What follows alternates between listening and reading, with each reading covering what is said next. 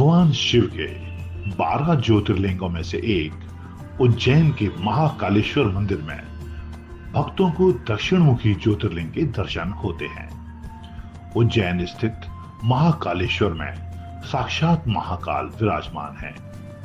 सभी ज्योतिर्लिंगों में से सिर्फ महाकाल ज्योतिर्लिंग ही ऐसे हैं जिनका मुख दक्षिण दिशा में स्थित है।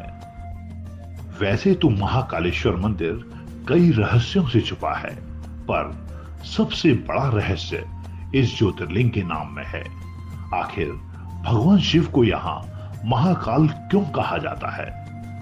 दरअसल काल के दो अर्थ हैं, समय और मृत्यु। ऐसा माना जाता है कि भगवान शिव मृत्यु और काल के देवता हैं। काल और मृत्यु दोनों को परास्त करने वाला महाकाल कहलाता है। भगवान शिव समय और मृत्यु पर विजय प्राप्त करते हैं, इसलिए उन्हें इस नाम से बुलाया जाता है।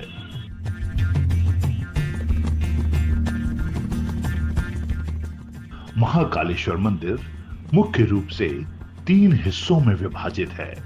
इसके ऊपरी हिस्से में नाग चंद्रेश्वर मंदिर है, नीचे ओंकारेश्वर मंदिर और सबसे नीचे जाकर आपको महाकाल मुख्य ज्योतिर्लिंग के रूप में विराजित नजर आते हैं, जहां आपको भगवान शिव के साथ ही गणेश जी, कार्तिकेय जी और माता पार्वती की मूर्तियों के भी दर्शन होते हैं। इसके साथ ही यहां एक कुंड भी है, जिसमें स्नान करने से सभी पाप धुल जाते हैं, ऐसी मान्यता है।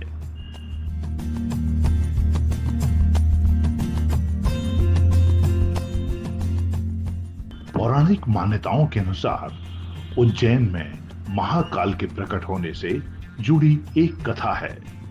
दरअसल दूषण नामक असुर से प्रांत के सभी लोगों की रक्षा के लिए महाकाल यहां प्रकट हुए थे।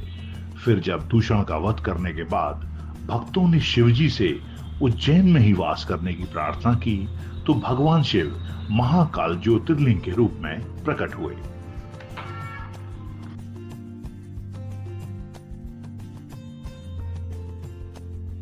उज्जैन को प्राचीन काल से ही एक धार्मिक नगरी की उपाधि प्राप्त है।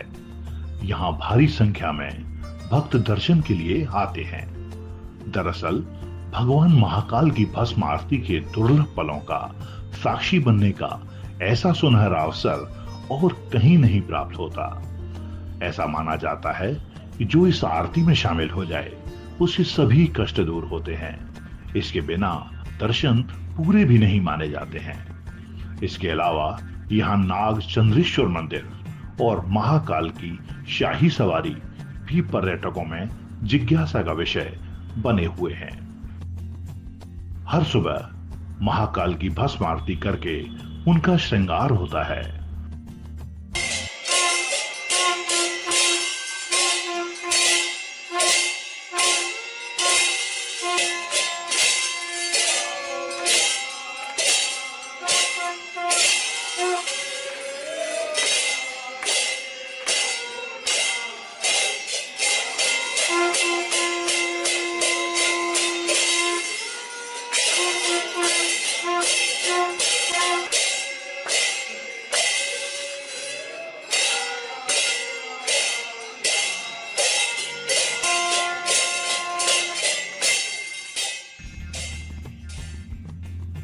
और उन्हें ऐसे ही जगाया जाता है।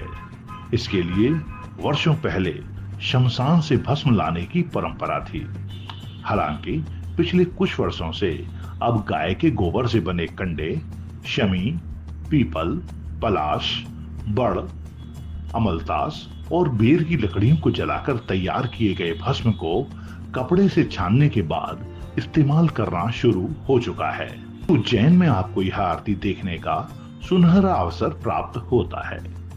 दरअसल भस्म को सृष्टि का सार माना जाता है, इसलिए प्रभु हमेशा इसे धारण किए रहते हैं।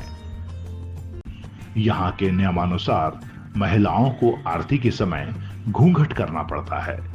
दरअसल महिलाएं इस आरती को नहीं देख सकती, इसके साथ ही आरती के समय पुजारी भी मात्र एक धोती में आरती करते हैं।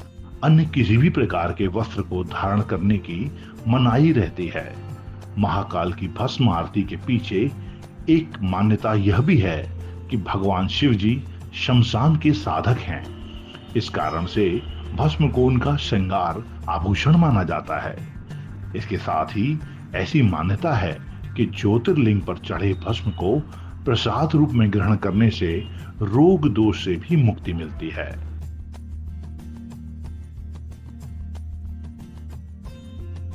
के दर्शन में हम फिर लेकर चलेंगे भगवान के किसी और सिद्ध मंदिर के दर्शन कराने। ओम नमः शिवाय।